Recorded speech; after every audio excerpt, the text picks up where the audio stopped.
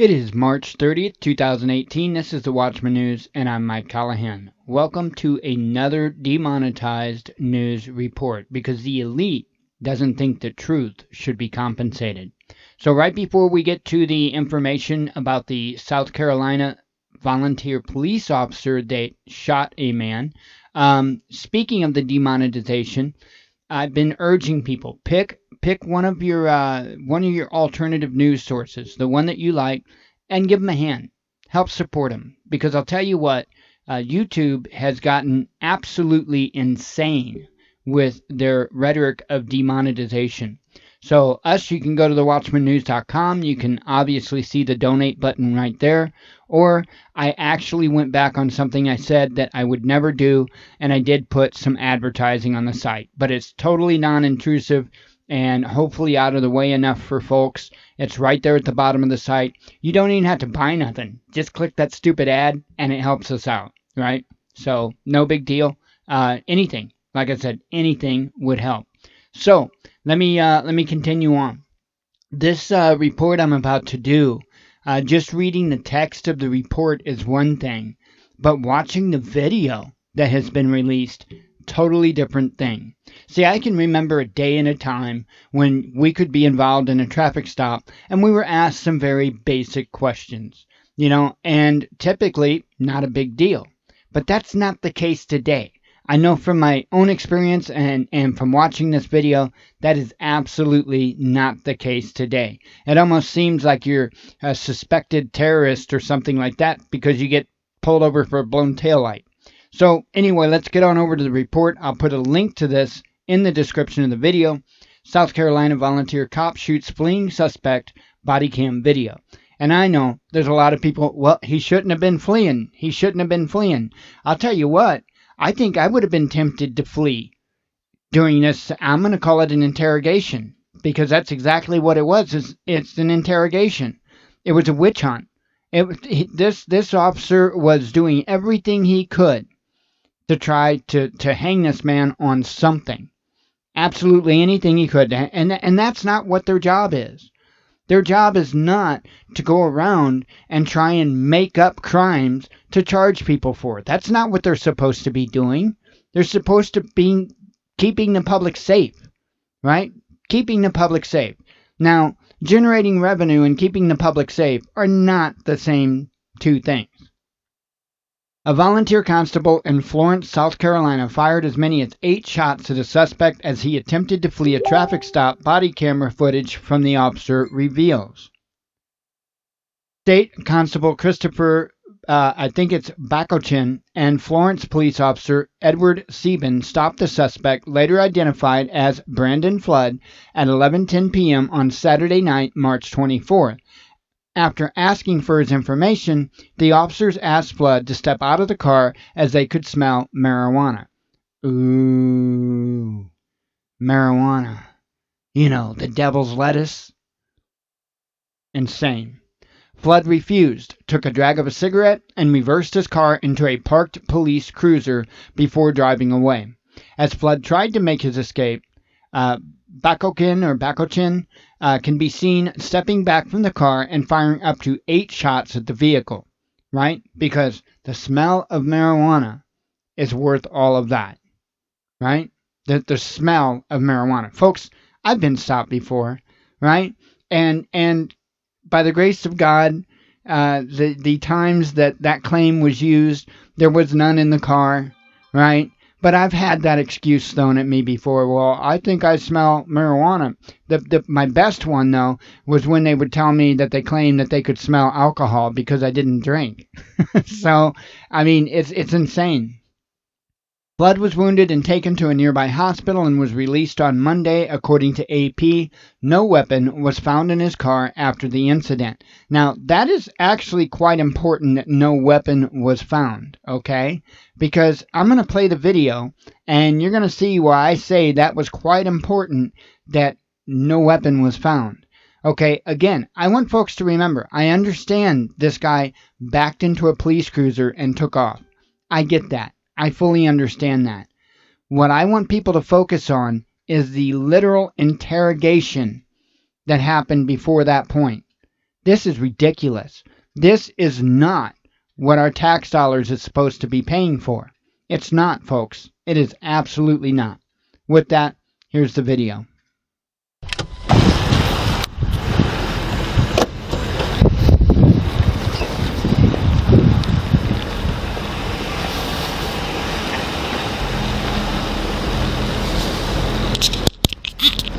I got you. I'm gonna cut right in front of you.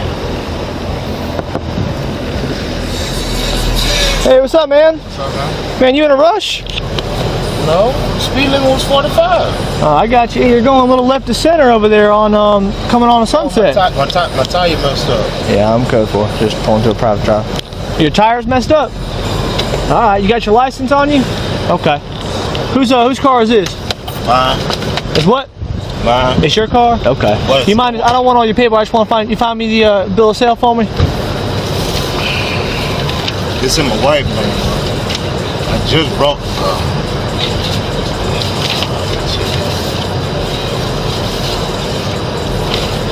Man, it's all in here, man. What'd you say? It's all in here. No, I just need the bill of sale. Oh, let me call my wife, too. Okay. All right. Oh man, do you have the insurance information, bud? She got this on her email.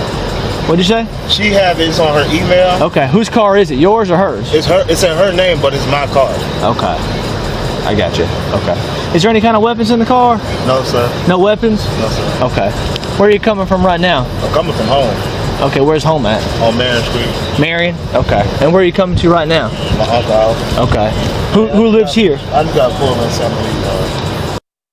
Okay, and that's one of the things I've got an issue too. What does it matter? Like, number one, what's it matter where he's coming from? But most especially, what's it matter who lives there? Right? What does that matter? Interesting. It doesn't. It doesn't. Whoever it is that lives there is not even in the car or was not in the car. So how are they possibly connected in any way, shape, or form to this traffic stop? See? Fishing, right? And I guess maybe, I don't know. I guess they're bored. Maybe that's the excuse. They're bored. Who lives here? My uncle. I mean, who's your uncle? My uncle Sammy Lee. Who? Sammy Lee. Sammy Lee. Okay, Yeah. I got you. Can you come down here with insurance information? I ain't gonna. Who's Furman, Washington? That's where I brought the car from. Okay, I got you. And your wife's name? Tawana Flood. Tawana Flood? Yeah. Okay.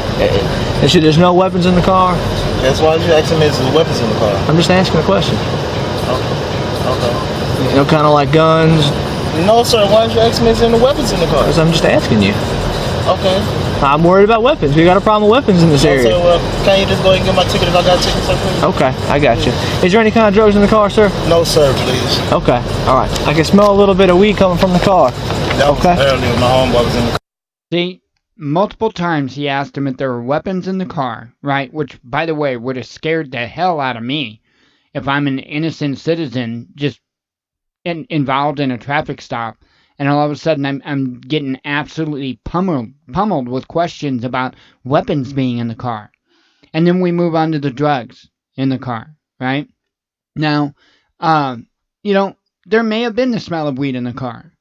My God, this whole idea of reasonable suspicion really needs to be looked at again. Because reasonable suspicion is absolutely raping the American citizen. It is absolutely uncalled for and absolutely insane. So what if you could smell a little marijuana in the car? Big damn deal, right? I don't know, that's the way I look at it. I don't see what the big deal is. I just don't, right? You've got people dying from heroin overdoses in droves, right? You've got all kinds of craziness going on out there in the world.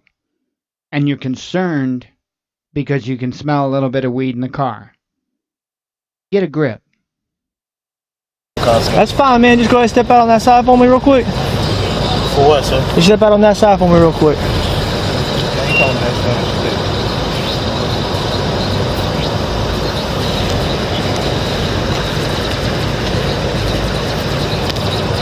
go ahead and step out on that side, please. Sir, I'm not stepping out of my car for what? You are stepping out of the car, please, sir. Just What am I stepping out of my car for?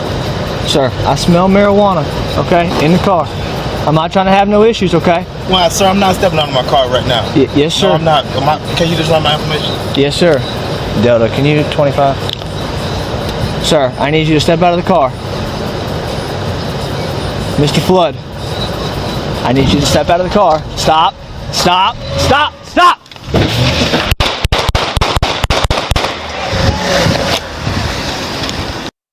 Okay, so it's not like he was stopped for any type of a felony. Okay? No type of felony.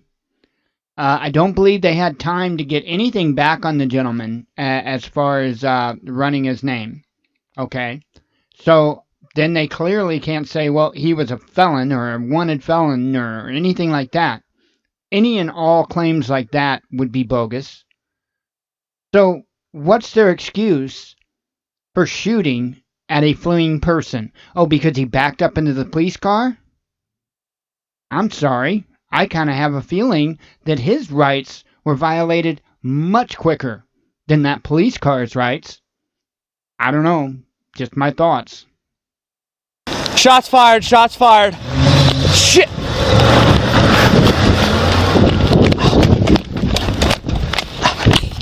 Just 1050 in my car. I have shots fired.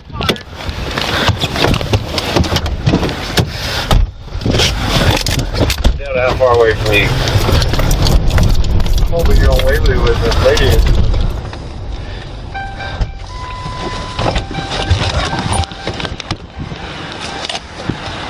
You got it, Chris? Yeah. Driver! Let me see your heads! You see anybody? You see anybody? See your hands down!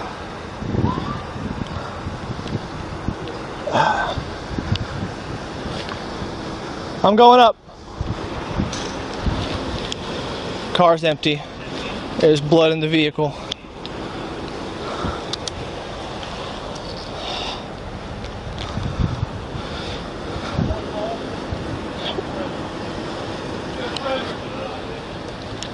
Bravo Mike. He had a beanie cap on, heavy set, probably about 250. I believe he's wearing sweatpants. He's got to be somewhere in the area. This is fresh. I don't know how much damage is to my car, but I know he hit the front of it.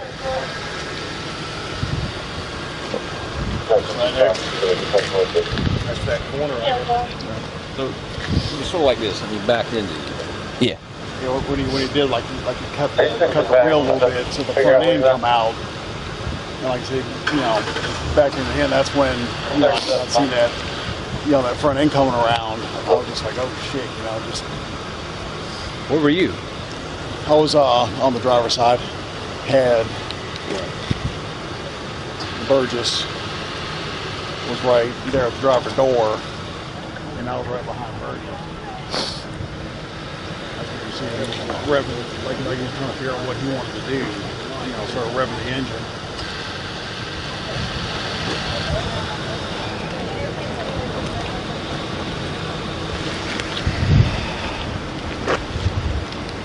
Are you okay?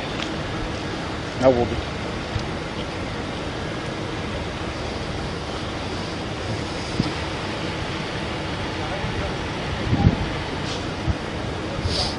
So the common theme when this stuff happens is, well, don't do anything wrong and you have nothing to worry about. Okay, you don't? So, you know, I guess they initially stopped this guy because he was traveling a little fast, is what I gathered from the conversation that was going on. Okay, so how did that escalate to who lives here? Do you have any weapons in the car? Do you have any drugs in the car? And I know from years ago that they would commonly ask if you had weapons or drugs in the car. But they would ask, and when you answered, that was it.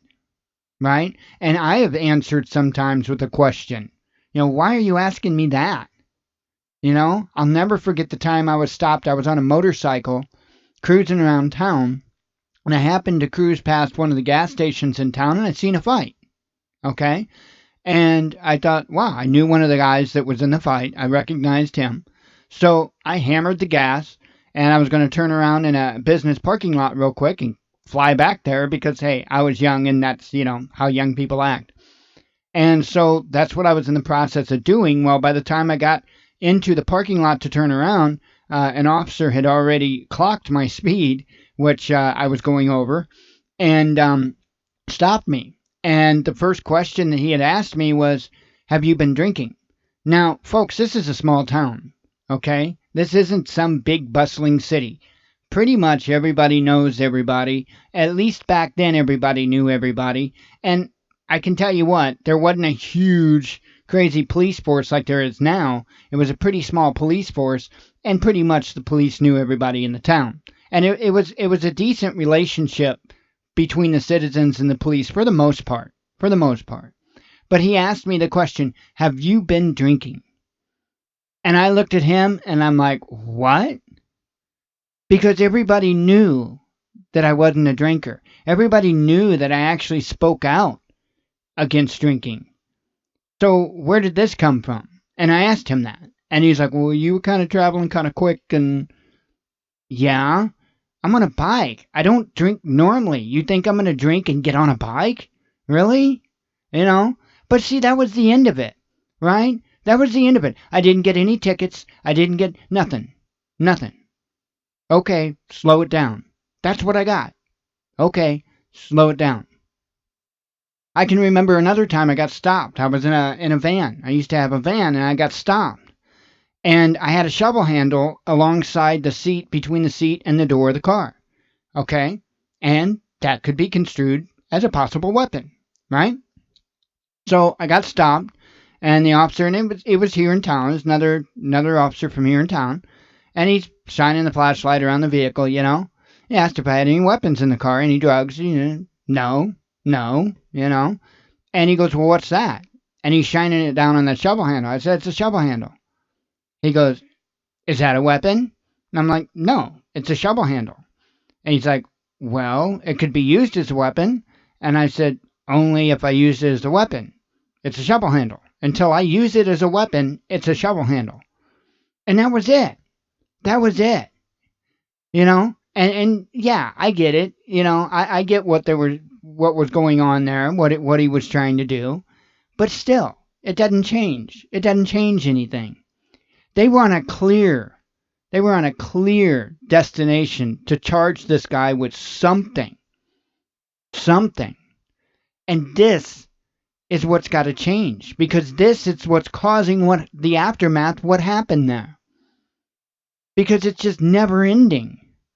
If somebody's speeding and you really feel like you need to address that, then give them a ticket and send them on their way. Don't interrogate them and sit there and fish and look. Especially when they have done nothing other than maybe go a few miles over the speed limit. It's insane. This is not protecting and serving. It's not. It's revenue generation. It's demoralization. It's the king treating us like peasants.